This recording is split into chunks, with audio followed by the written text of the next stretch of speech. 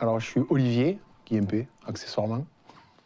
50 ans, formateur prof en prothèse dentaire et multitâche. Je suis chasseur, pêcheur, adjoint à la mairie, je fais partie d'Assos, comité des fêtes, réserviste. Alors, c'est mon atelier, c'est à l'origine, c'était l'étape de la maison, de la ferme, qui devait à l'origine devenir le salon de la maison. Et tout qu'on fait à force de mettre des outils par-ci, par-là, c'est devenu mon atelier. Surtout que c'est un espace assez grand et ce que j'avais besoin. En plus, il faut savoir que les forgerons, souvent les outils, c'est eux qui se les faisaient. Donc voilà, on peut dire que ça a une âme, quoi.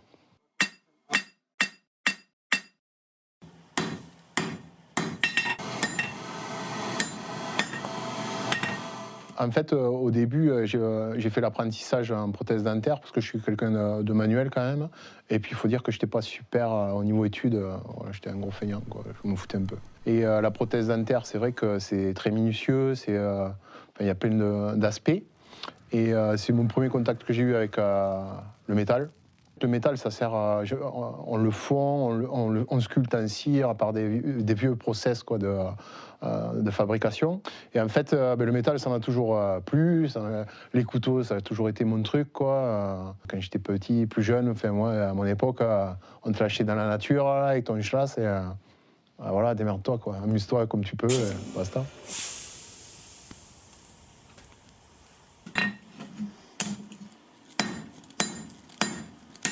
Ouais, voilà, je suis un mec un peu actif, quoi.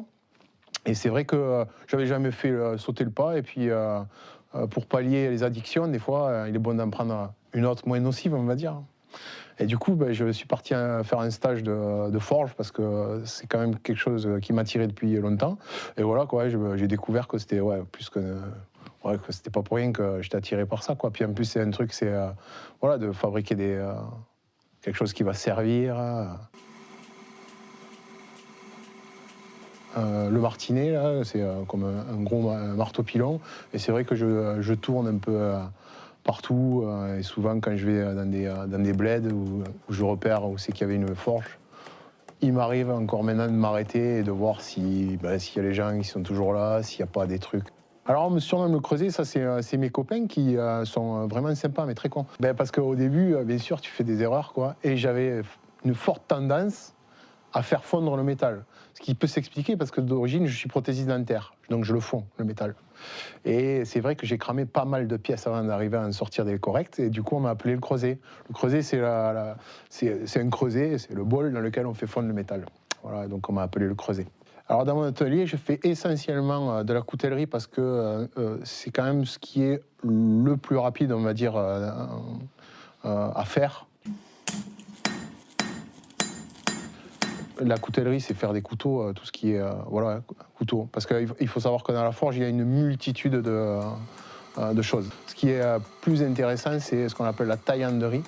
C'est la conception, la fabrication des outils, c'est-à-dire les bêches, les fourches, tout ça. Voilà. Et ça, c'est vrai que ça, il y en a 3-4 en France, il n'y en a plus. Et c'est ce qui m'intéresse le plus.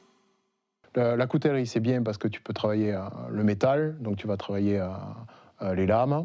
Tu peux travailler, quand tu vas faire le manche, tu vas travailler le bois, la corne, tout ça. Tu vas faire des gardes, pas de garde, etc. En fait, je fais le produit de A jusqu'à Z. C'est-à-dire que le couteau, je le fais, je vais faire la lame, je vais faire le manche, et je finis, je fais l'étui.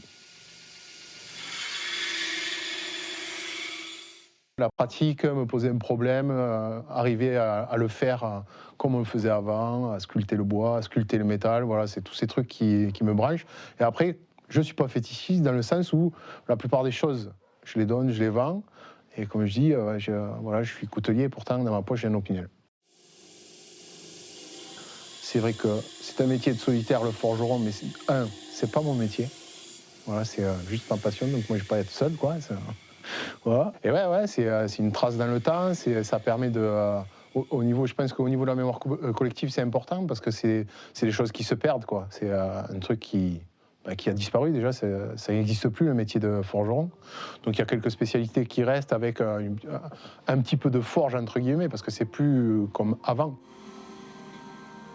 Le rêve ultime, non. Après, c'est pas des rêves, mais par exemple, je sais que il y a un truc qui me titillerait, ça serait de partir au Québec, parce que je sais que là-bas, là, il y a encore des forgerons.